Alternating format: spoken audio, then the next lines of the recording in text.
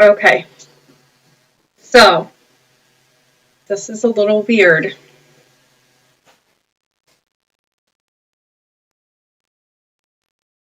So now I'm going to go over here and we are going to change this to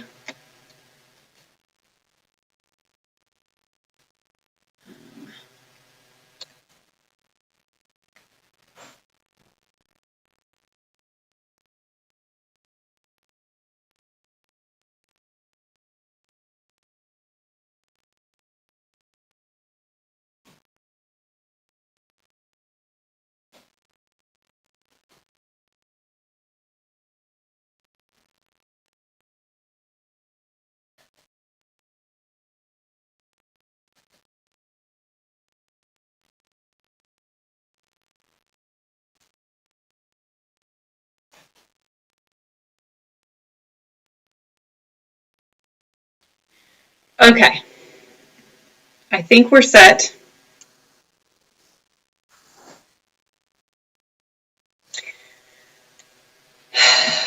All right, guys, so we are, for the first time, doing a live on here, and we're doing a live on YouTube. And this is really a total test run for me because I am not used to doing 2 streams at once. So I'm going to do my best to answer everybody's questions, both on TikTok and here on YouTube Live.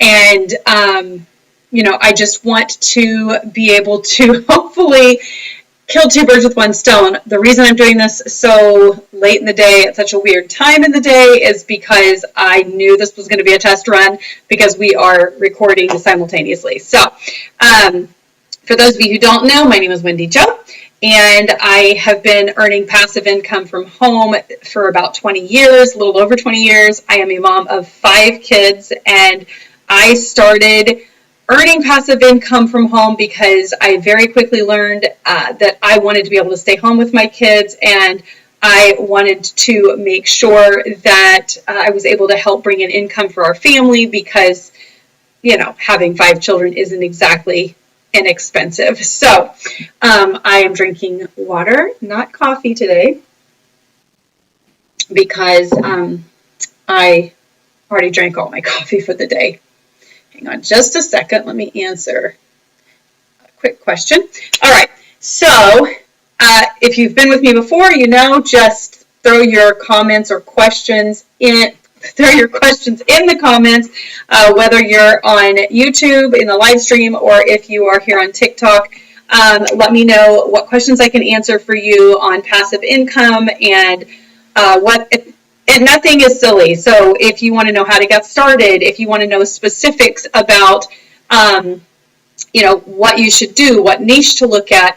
I did just upload a video yesterday on my YouTube channel about what products you could sell in a store that you're setting up for the holidays. And so that's definitely a good one. Like 2 years ago, I believe it was 2019, my husband and I set up a shop from October through January, and we made like well over $15,000 in that short amount of time, just drop shipping products for the holidays. So there is definitely a lot of income to be made in that. I know some people love drop shipping, some people hate drop shipping. The tutorial I did on YouTube, there is no upfront money at all, no out of pocket, and you are able to just, you know, do pretty much everything for free, which I love.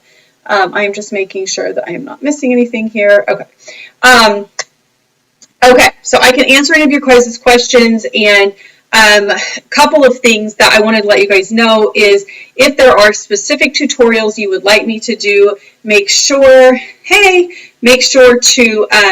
put them in the comments over on YouTube or in here, and I will create YouTube tutorials for you specifically. That is what is a little bit different about my channel is I'm obviously uploading videos that are from my personal experience and things that I get a lot of questions about, but there may be something that you cannot find the answer to, and I will do a tutorial for you. So I feel like there's a lot happening at once, but we're gonna do our best with this. So today I recorded 2 different videos. I did one on I just did a revamp on how to use Google Forms. Such an underutilized tool if you're setting up your own website.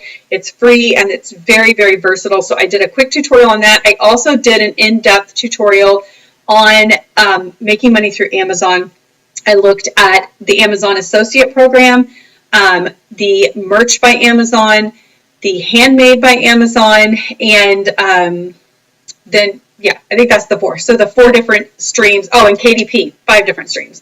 And so I did an in-depth on that and showed you kind of behind the scenes of what my accounts look like, which they're not fantastic. I haven't focused very much over there on Amazon, but I wanted to show you what the options are over there and the ins and outs of that. So that will be going up either later today or tomorrow. The Google Forms is going up later today.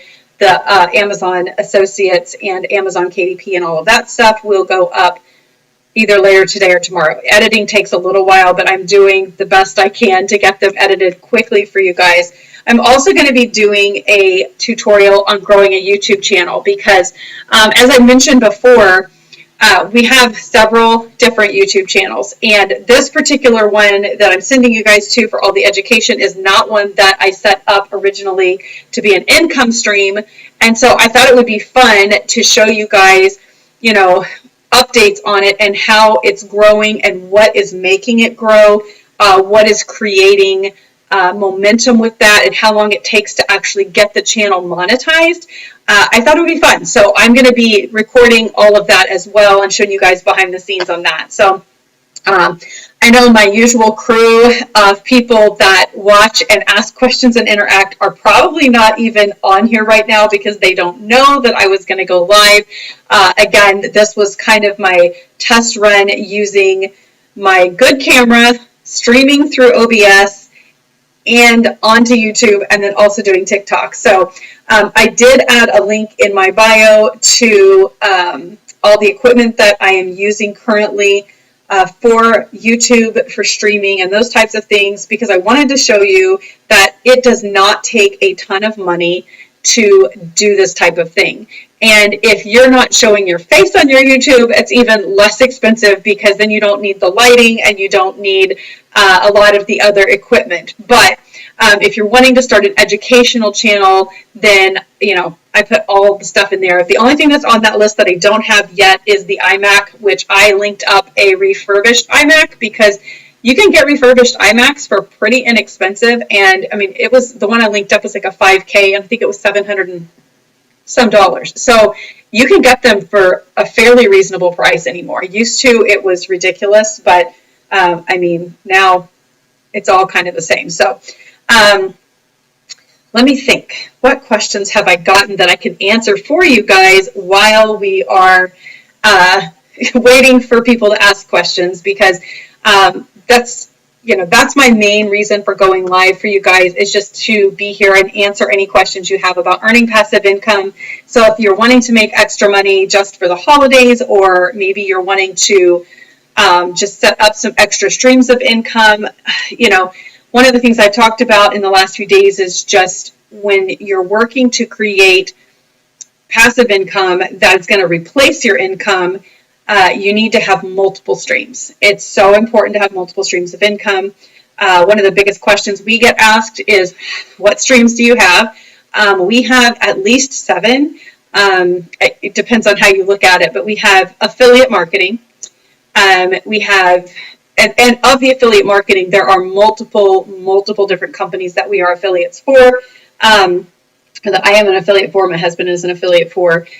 Most of the links are in my bio for the ones that I work with currently, and we sell print on demand. We do digital downloads. We have several YouTube channels. We do sales. We used to do handmade items. We don't do that right now. That is not passive at all. It can be fun, but it can also turn what you loved, like a hobby, into a chore. And when it becomes, you know, something that is a chore or becomes like work that you dread, then it might be time to make a shift. But we do Amazon, we have Redbubble, we have Society 6. So a lot of that is print on demand. We do drop shipping, and then I do freelancing as well. So there's just a lot of different things. And most of them are very passive. A few require a little bit of work, but even the freelancing stuff, you could spend an hour a day doing that. You pick and choose when you do the freelancing. So Fiverr is a great place to start with that, or Upworks. And the Amazon video that I recorded today, I show you how to set up a seller account. There's a couple different ways to do it. And so it's not as bad as it might seem to get started with that.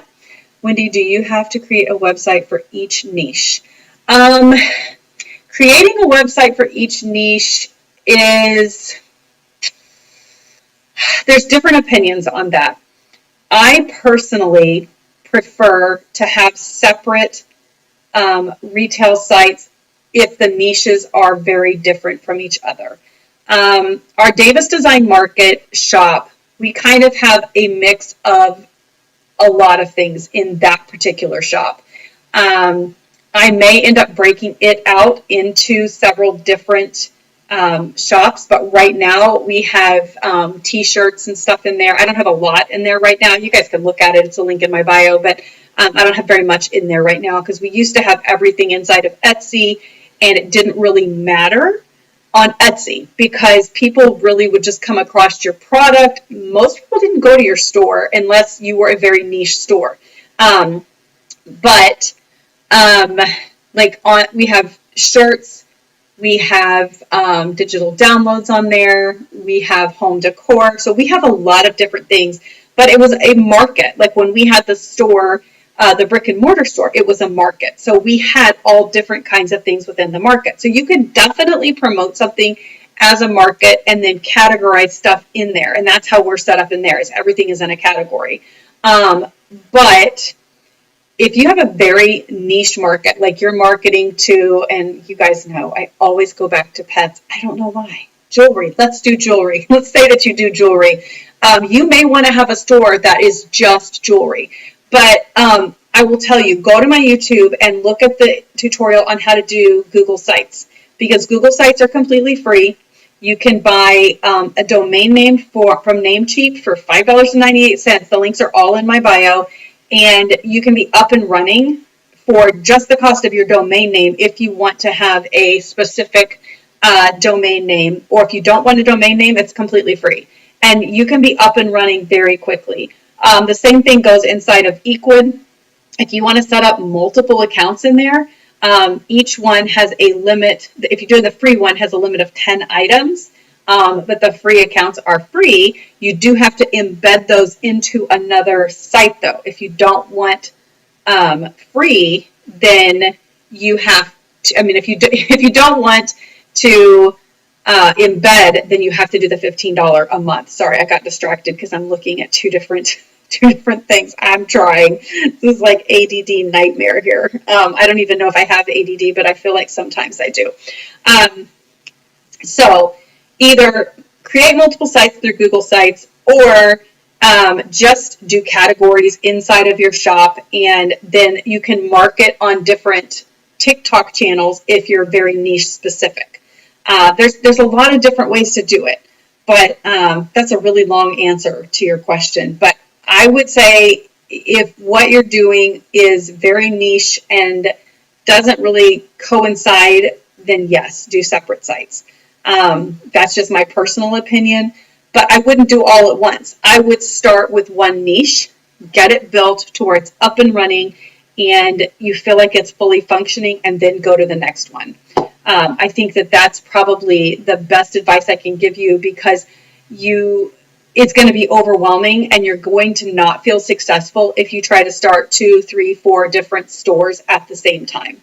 It's going to be really difficult to get momentum. And that is the one thing that I have found. This whole thing started back, I don't know, it's been 2 months ago now, when we started really digging into passive income, what works, what doesn't, what's a scam, what's not. And that is the one thing I can tell you in trying out all these different things for you guys, is my brain is going 1,000 different directions every day.